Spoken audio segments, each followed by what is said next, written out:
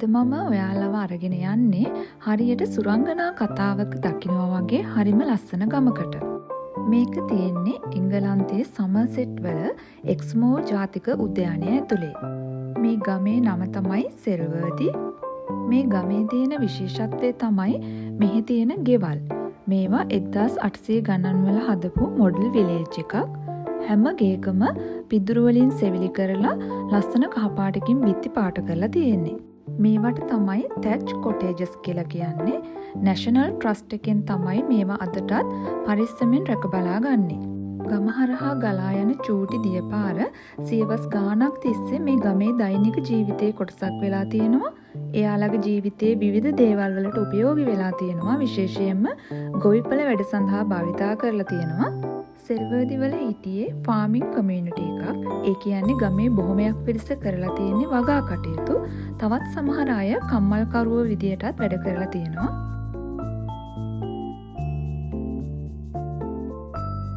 සෙල්වර්දි ගම මැදින් ඇවිදගෙන යනකොට චූටි එළපාරේ ශබ්දයයි කුරුල්ලන්ගේ කීචි බීචි හඬයි විතරයි ඇහෙන්නේ. ඒ තරමටම මේ ගම හරිම නිස්කලංකයි. මනස සුවපත් කරන හැඟීමක් තමයි ඇත්තටම දැනෙන්නේ. එංගලන්තයට දැන් සීත කාලේ ඉවර වෙලා වසන්ත කාලේ තමයි මේ එන්නේ. ඉතින් ගස්වල කොළ හැදිලා මල් හැදිලා හරිම ලස්සනට අවුව පායලා තියෙන දවසක තමයි අපි මේ ගම බලන්නත් ගියේ. මේ ගමේ හැමතැනම තියෙන කොළ පාට ගතියයි පිදුරු සෙවිලි කරපු චූටි ගෙවල් නිසයි තමයි මේ ගමට සුරංගනා කතාවක ජීවත් වෙනවා වගේ කියන්නේ. මේ ගම දකිද්දී අර පරණ ඉංග්‍රීසි ගැමි පරිසරය ඔයාලට හොඳටම බලා ගන්න පුළුවන්.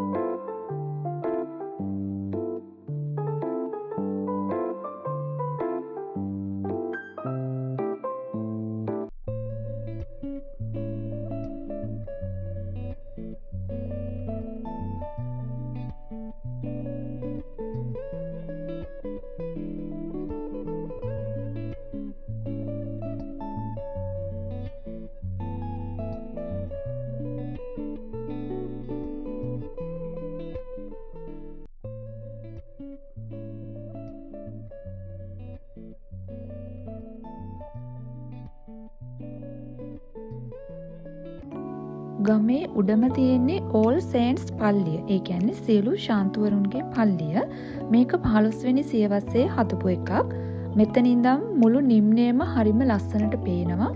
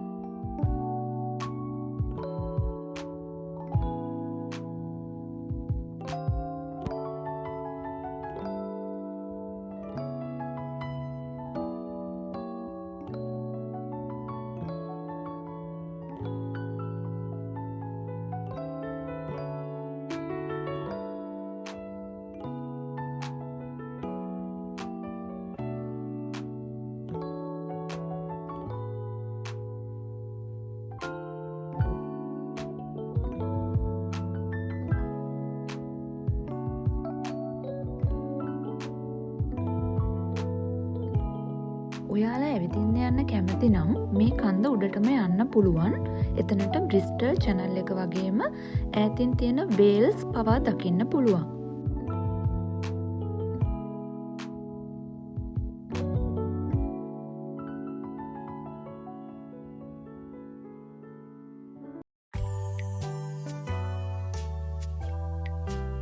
ඉතින් ഘോഷාකාරී සමාජයක ජීවත් වෙන්නේ නැතුව මේ වගේ ලස්සන නිස්කලංක ගමකට වෙලා ජීවත් වෙන්න තියෙනවා නම් ඒ තරම් සතුටක් තවත් කොහෙන්ද නේද?